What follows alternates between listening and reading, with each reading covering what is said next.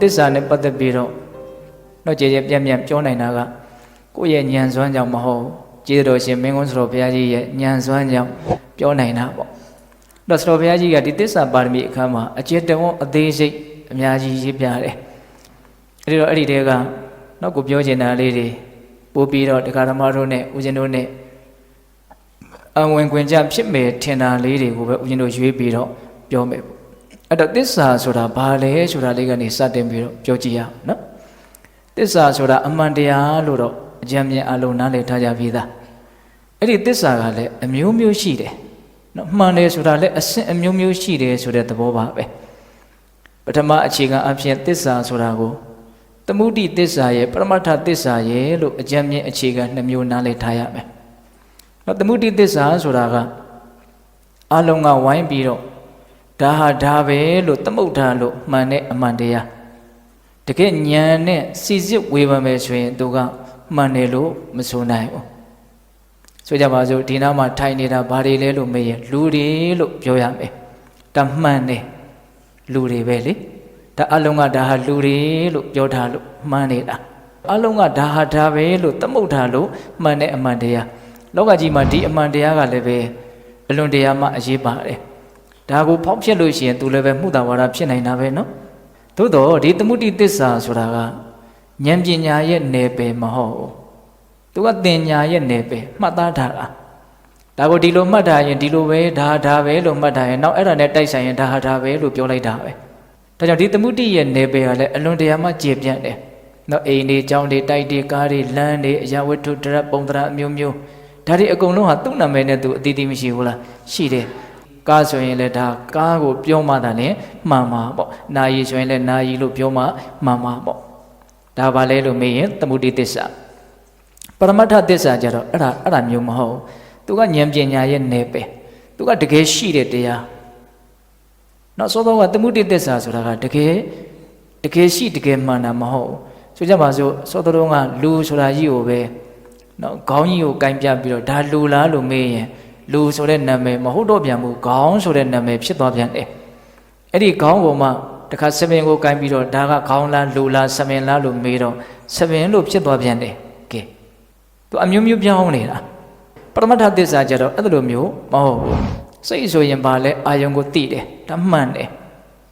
နော်ရုပ်ဆိုရင်ပါလဲတစ်မျိုးတစ်မျိုးအမြဲတမ်းဖောက်ပြန်တယ်အပူနဲ့တွေ့ရင်တစ်မျိုးအေးနဲ့တွေ့ရင်တစ်မျိုးဒါသူ့ရဲ့အမှန်တဘာဝပဲအဲ့ဒါကိုဘာလို့ခေါ်တော့ပရမတ္ထသစ္စာပရမတ္ထသစ္စာကိုမှဦးဇင်းတို့တဘာဝသစ္စာရဲ့အရိယသစ္စာရဲ့လို့နှစ်ပိုင်းခွဲပြီးတော့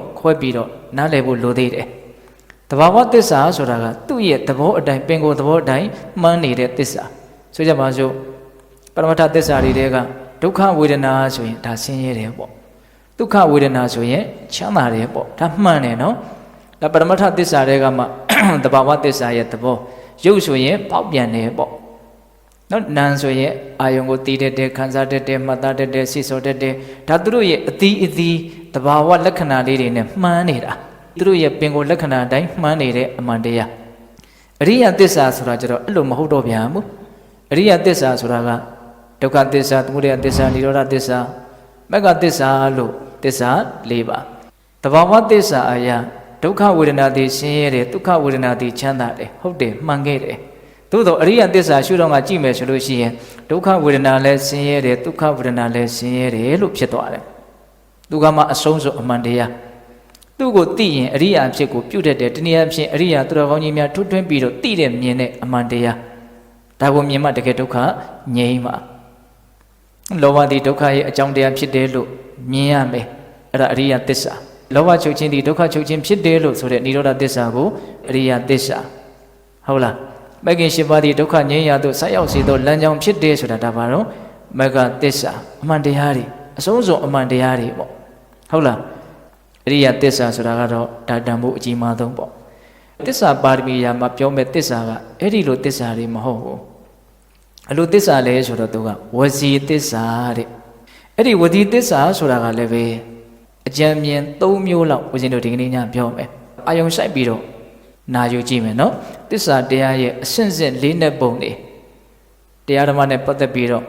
နည်းနည်းတဲ့ဘ ഹു တုတ္တတွေရရှိစေဖို့ဆိုတဲ့ရည်ရွယ်ချက်နဲ့လည်းပဲဒီတရားလေးကိုသိစိတ်မှတ်သားကြည့်မယ်ပေါ့ဟုတ်လား အဲ့တော့အဲ့ဒီဝစီသစ္စာဆိုတာကနံပါတ်1တတ္တဟပနသစ္စာတတ္တဟပနသစ္စာဆိုတာကကိုယ့်ကိုသူများကယုံကြည်ဖို့အတွက်သစ္စာဆိုပြီးတော့ပြောတာတစုံတစ်ခုသောအကြောင်းကြောင့်တခြားသောသူတွေကကိုယ့်အပေါ်မှာယုံကြည်မှုမရှိဘူးဆိုရင်ငါဟာမင်းတို့ထင်တယ်လို့မဟုတ်ပါဘူးငါရဲ့သဘောတဘာဝကအမှန်ကဒီတိုင်းပါလို့ကိုယ့်ကိုသူများယုံကြည်ဖို့အတွက်နော်သစ္စာစကားဆိုပြီးတော့ပြောတာနောက်ဒုတိယသစ္စာကဘာတုံးဆိုတော့အိဋ္ဌာပူရဏသစ္စာကိုယ့်ရဲ့လိုအင်ဆန္ဒတစုံတစ်ခုပြည့်ဝသွားစေဖို့သစ္စာစကားအမှန်တရားကိုဆိုပြီးတော့တောင့်တမှုနဲ့သူကဆိုလိုက်တဲ့သစ္စာဒါလည်းပဲသစ္စာတရားတစ်မျိုးအိဋ္ဌာပူရဏသစ္စာတတ္တဟပနသစ္စာဆိုတာကိုယ့်ကိုသူများယုံကြည်စေခြင်းလို့နော်ဆိုကြပါစို့သမတတွေပါတယ်ကျမ်းသစ္စာကျင့်ဆိုတယ်ဆိုတာအဲ့ဒီတတ္တဟပနသစ္စာထဲမှာပါတယ်အိဋ္ဌာပူရဏသစ္စာဆိုတာကကိုယ့်ရဲ့လိုအင်ဆန္ဒပြည့်ခြင်းလို့ဒုက္ခတွေကလွတ်ခြင်းလို့ဓမ္မမို့တစ်မျိုးတစ်ပုံချမ်းသာဒုက္ခနဲ့ပြည့်စုံခြင်းလို့အမှန်တရားတစ်ခုကိုတိုင်တယ်ပြီးတော့ဆိုလိုက်တဲ့သစ္စာဒါကဘာတော့အိဋ္ဌာပူရဏသစ္စာအဲ့ဒီသစ္စာနှစ်ပါးလည်းပဲအဓိကမဟုတ်သေးဘူးဒီနေရာမှာအဓိကဖြည့်ဆည်းရမယ့်သစ္စာပါရမီကဘာတော့ဆိုတော့ဦးဇင်းတို့မှုတာဝိရမဏသစ္စာမှားယွင်းတဲ့စကားကိုရှောင်ခြင်းတာမှားယွင်းတဲ့စကားကိုရှောင်ပြီးတော့မှန်ကန်တဲ့စကားကိုပြောဆိုတာဒါကိုမှုတာဝိရမဏသစ္စာအဲ့ဒါကအဓိကဖြည့်ဆည်းရမယ့်သစ္စာတရားပဲဘဝမှာလိုချင်တယ်ဆိုတဲ့အကြောင်းတရားတစ်ခုကြောင့်မှားတာကိုပြောဖို့အခွင့်ကြုံလာတာမျိုးရှိတတ်တယ်ဘေးအန္တရာယ်တစ်ခုတစ်စုံတစ်ခုသောအကြောင်းကြောင့်အမှန်တရားကိုပြောလို့မဖြစ်တဲ့မှားတာကြီးကိုပြောလိုက်မှဘေးလွတ်မဲ့အနေအထားမျိုးလည်းကြုံရတတ်တယ်အဲ့ဒီလိုကြုံတဲ့အခါမှာရကျင်လို့ပဲဖြစ်ဖြစ်ကြောက်လန့်လို့ပဲဖြစ်ဖြစ်မှားတာကြီးတော့ငါမပြောဘူးကွာငါရကျင်တာလည်းမရကျင်နေပဲစီတွေ့ကျင်တဲ့ဘေးလည်းတွေ့ကျင်တွေ့ပါစေငါတော့မှန်တာကိုပဲပြောမယ်မှားယွင်းတဲ့စကားကိုတော့လောဘတိဟုသောအကြောင်းကြောင့်လည်းငါမပြောဘူးဒေါသတိဟုသောအကြောင်းကြောင့်လည်းငါမပြောဘူးမောဟတိဟုသောမတိခြင်းတိဟုသောအကြောင်းကြောင့်လည်းငါမပြောဘူးဟုတ်လားငါဒီမှန်တာကိုပဲပြောတော့မယ်အဲ့ဒါပါတော့မှုတာဝိရမဏသစ္စာအဲ့ဒါဟာအလိုအဆုံးဖြည့်စည်းရမယ့်သစ္စာပါရမီပဲ